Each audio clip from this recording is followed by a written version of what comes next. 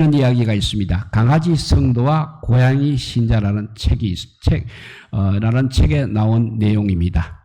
강아지 성도는 이렇게 고백을 한다고 합니다. 당신은 저를 길러주시고 먹여주시고 재워주시고 사랑해주시니 당신은 하나님이신 것이 틀림없습니다. 당신은 나의 하나님이십니다. 라고 고백을 한다고 합니다. 그러나 반면에 고양이 신자는 이렇게 말하고 있다고 합니다. 당신은 나를 길러주시고 먹여주시고 재워주시고 사랑해 주시니 나야말로 하나님인가 봅니다. 라고 한다고 합니다. 개는 이렇게 주인을 섬기고 사랑합니다. 그렇지만 고양이는 주인을 오히려 하인처럼 거느리고 살아가려고 한다는 것을 비유한 것이라 할 수 있겠습니다. 우리가 하나님의 은혜를 아는 인생, 그리고 반대로 하나님의 은혜를 모르는 인생의 삶은 그야말로 엄청난 차이를 가져오는 것입니다. 바로 이 은혜, 하나님의 은혜가 바로 구원과 하나님 나라의 핵심입니다. 거꾸로 이야기하면 구원과 하나님 나라의 핵심은 바로 하나님의 은혜라는 것입니다. 이 중요성 때문에 바울은 자신의 서신들의 은혜라는 단어를 무려 90회 이상 사용했습니다. 그래서 하나님의 은혜를 아는 것이 매우 중요하다는 것을 우리 명심하시기 바랍니다. 첫째, 은혜가 화목하게 합니다. 창세기 45장 4절에 보면 요셉이 형들에게 이르되 내게로 가까이 오소서. 그들이 가까이 가니 이르되 나는 당신들의 아우 요셉이니 당신들이 애굽의 판자라 했습니다. 요셉이 형들에게 이렇게 말합니다. 내게로 가까이 오십시오. 나는 당신들의 아우 요셉이니 당신들이 애굽의 판자라 했습니다. 그 요셉의 음성은 부드럽고 온화하였습니다. 요셉이 형님 대접을 하는 것입니다. 요셉은 하나님의 은혜를 너무나 잘 알고 있었기 때문에 하나님의 은혜를 너무나 잘 알고 있었기 때문에 형들에게 절대 보복하지 않았습니다. 형들이 저지른 악한 일에 대해서 심판자로 나서지 않았다는 것입니다. 이런 예화가 있습니다. 화가 되기를 원하는 몇 명의 소년들이 레오나르도 다빈치를 방문하였습니다. 레오나르도 다빈치는 아주 조용한 가운데 예수님의 얼굴을 그리는 작업에 열중하고 있었습니다. 그때 한 소년이 하판 더미에 걸려 넘어지는 바람에 예민한 그의 작업이 방해를 받아 기분이 몹시 상하게 되었습니다. 그래서 레오나르도 다빈치는 붓을 집어던지고는 어쩔 줄 몰라는 소년에게 화를 내며 심하게 꾸짖었습니다. 이렇게 은혜가 없으면 예수님의 얼굴을 그리다가도 이렇게 될 수 있는 것입니다. 소년은 울면서 화실 밖으로 뛰어나갔습니다.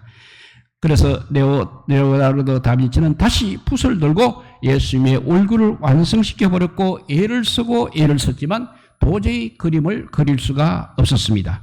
그래서 다빈치는 울고 있는 소년에게 다가가 이렇게 말을 했습니다.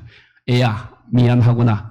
내 말이 너무 지나쳤다. 나를 용서해다오. 나와 함께 다시 화실로 들어가자고 했습니다. 그런 후에 다빈치는 예수님의 얼굴을 그릴 수 있었다는 이야기입니다. 이렇게 하나님의 은혜가 임해야 평안을 얻게 되는 것이고 화목하게 되는 것이라는 것을 우리에게 교훈하고 있습니다. 예수님께서도 1만 달란트 빚진 자와 100데나니온 빚진 자의 비유를 말씀하셨습니다. 한 종은 임금님에게 1만 달란트를 빚졌습니다. 하루는 임금님이 그 빚을 갚으라고 명령하였습니다. 가난한 종은 시간을 달라고 예언하였습니다. 그러자 임금님은 그 종을 불쌍히 여겨 그 큰 빚을 모두 탕감해 주었습니다. 엄청난 은혜를 받은 것입니다. 그런데 그렇게 큰 빚을 탕감받은 종은 집으로 돌아가는 길에 자기에게 100데나리온 빚진 동료를 만났습니다. 그리고는 당장 빚을 갚으라고 했습니다. 그러니까 시간을 더 달라고 예언하는 동료의 목까지 조르며 빚을 다 갚을 때까지 옥에 가두어 버렸습니다.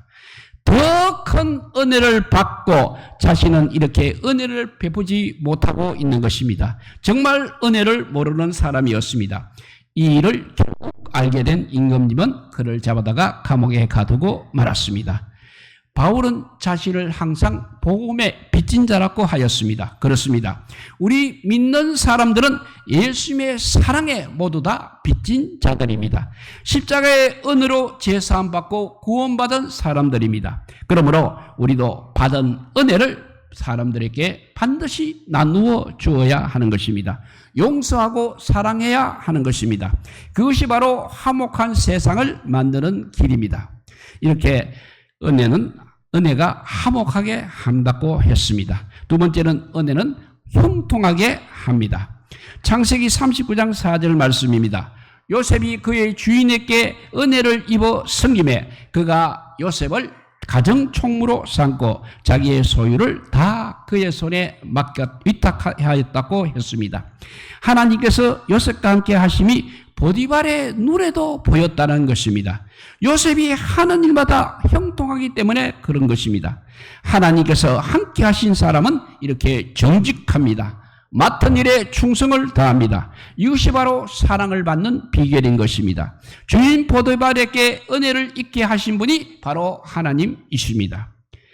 요셉이 보디발의 집에서 성공할 수 있었던 것은 전적으로 하나님의 은혜라는 것입니다. 노예로 팔려온 자신이 바로의 신하 친위대장 보디발의 집에 가정총무가 된 것은 하나님의 은혜가 아니고서는 도저히 설명할 수 없는 것입니다. 이렇게 요셉은 하나님의 은혜를 아는 사람이었습니다.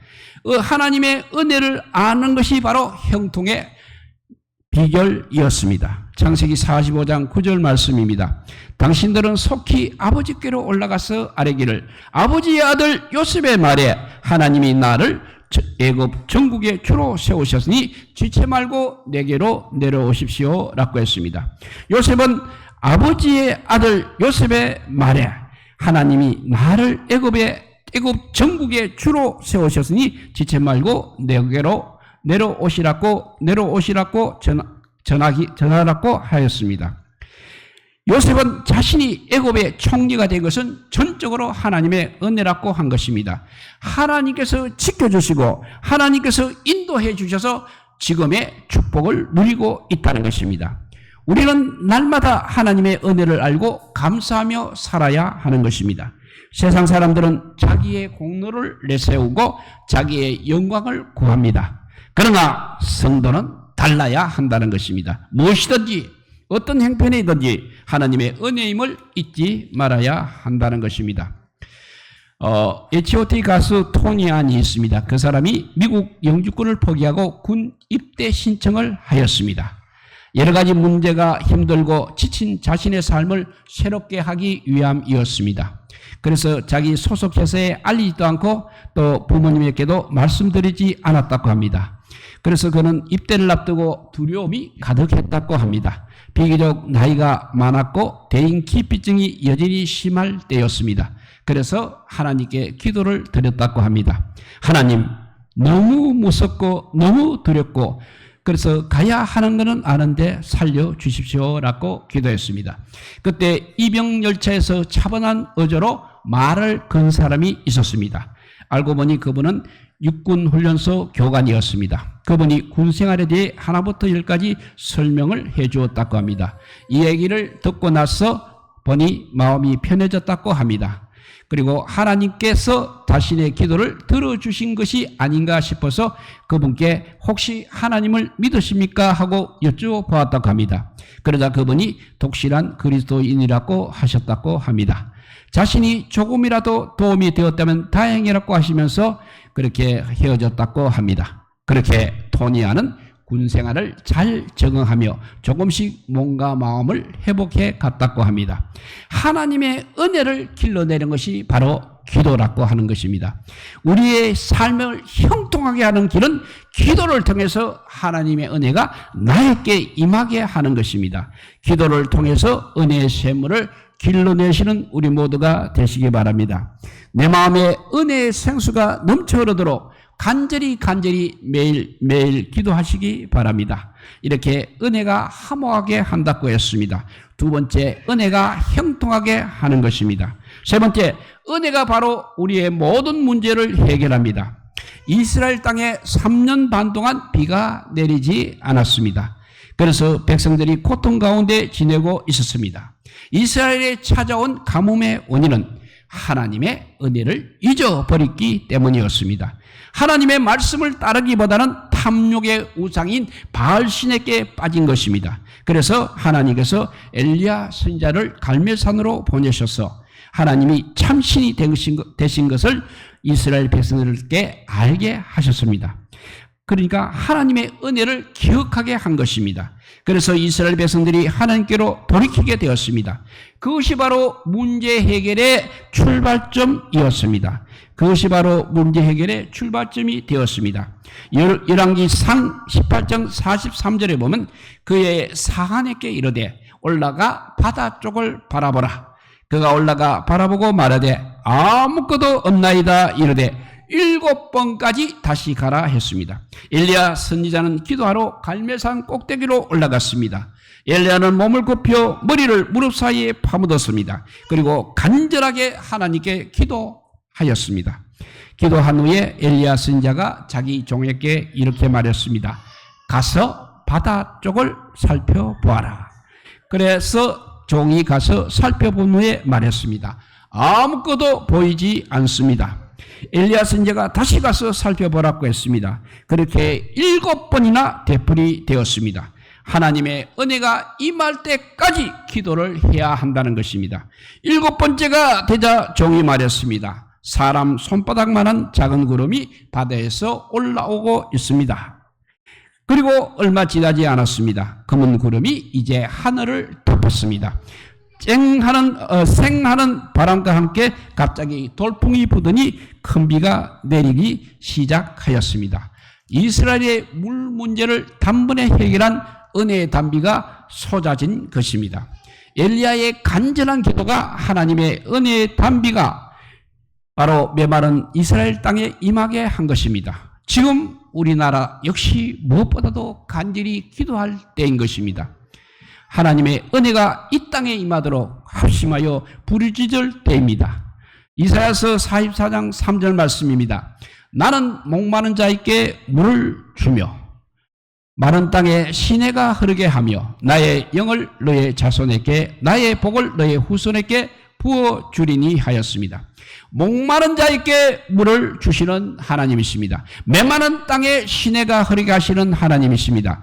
하나님의 영이 반드시 우리 안에 오셔야 하는 것입니다. 하나님의 복을 우리 후손들에게 부어주도록 우리는 기도해야 하는 것입니다. 문제 많은 이 세상에 은혜의 단비를 내려주시는 하나님이십니다. 문제 많은 우리 인생에 생명수의 단비를 내려주시는 하나님이십니다. 은혜의 단비가 우리 마음밭에 촉촉이 내려야 하는 것입니다. 꽃들이 만발하게 핀 온실에 가게 되면 꽃향기가 가득합니다. 마찬가지로 우리의 심령에 하나님의 은혜를 받게 되면 삶의 향기가 나서 무언의 가만을 줄 수 있게 되는 것입니다. 하나님께서는 은혜를 주시기를 원하고 계십니다. 그러나 우리 마음이 길바닥 같거나 돌처럼 굳게 되면 하나님의 은혜는 내릴 수 없는 것입니다. 마음이 부드러워야 하나님의 은혜가 우리에게 내려지는 것입니다. 예배 시간이 바로 우리 마음밭을 기경하는 시간이 되어야 하는 것입니다. 찬송과 기도를 통해서 우리의 마음이 부드럽게 되어야 하는 것입니다. 미국의 기독교 작가 맥스 루케이들은 부정명으로 이제 심장 수술을 받게 되었습니다.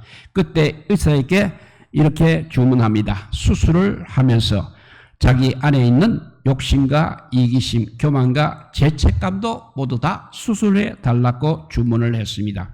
그는 그것을 영혼의 심장 이식이라고 불렀습니다. 그러나 그것은 육신의 의사가 하는 것이 아니라 성령님이 하시는 일입니다. 성령의 불로 우리의 속사람, 우리의 마음밭이 새로워져야 하는 것입니다. 예수님께서 우리 마음 상태가 우리가 사용하는 말에 증명된다고 말씀하셨습니다. 물병에 물을 너무 많이 붓게 되면 흘러 넘치는 것처럼 우리 마음도 넘쳐서 말로 흘러나오게 되어 있습니다. 마음에 있는 것이 이렇게 말로 통해서 나오게 된다는 것입니다.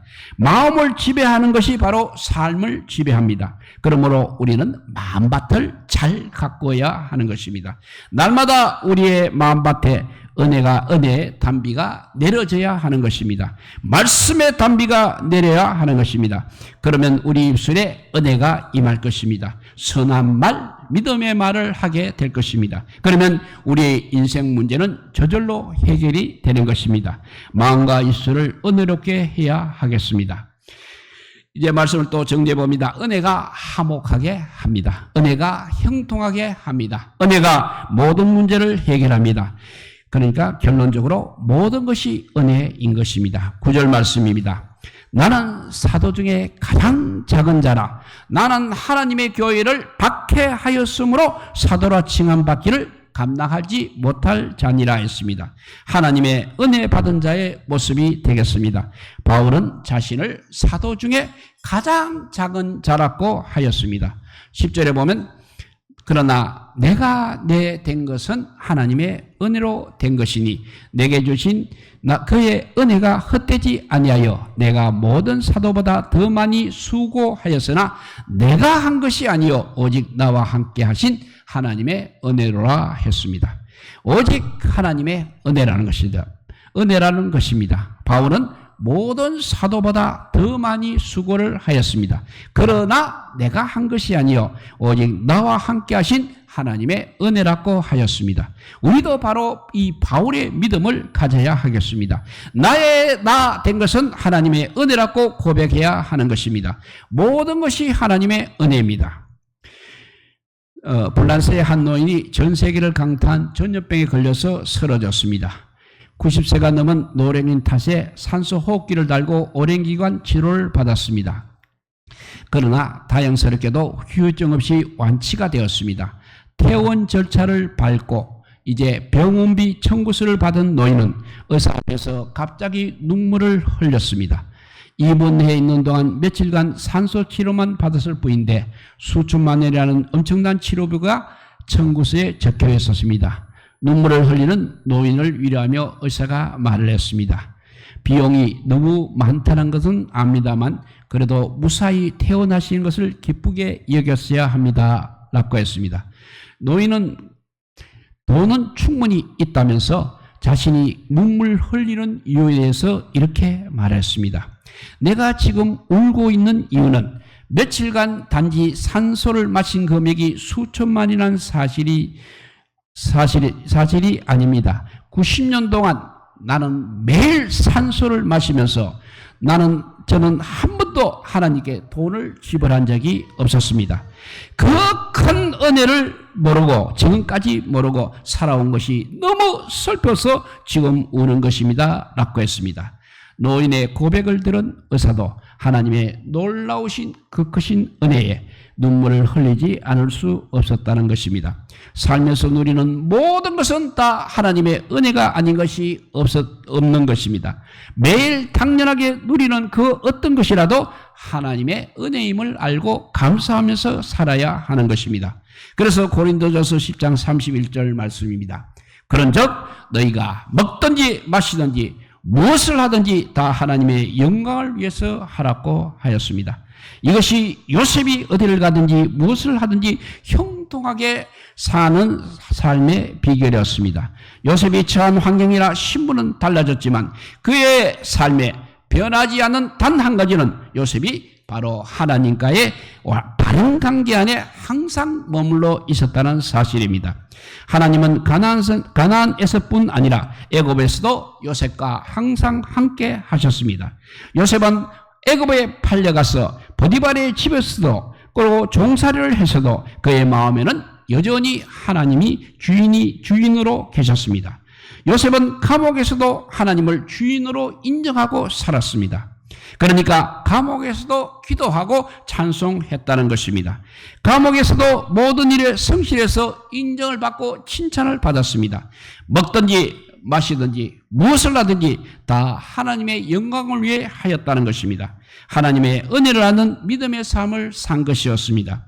구원은 우리를 위해서 십자가에서 목숨을 버리신 우리 예수님의 은혜를 아는 것이 구원입니다. 그리고 죽을 수밖에 없는 나의 생명을 살리기 위해서 3일 만에 부활하신 하나님의 은혜를 아는 것이 구원인 것입니다. 즉 복음의 가치를 믿고 하나님께 영광을 돌리는 것이 바로 은혜를 아는 것입니다.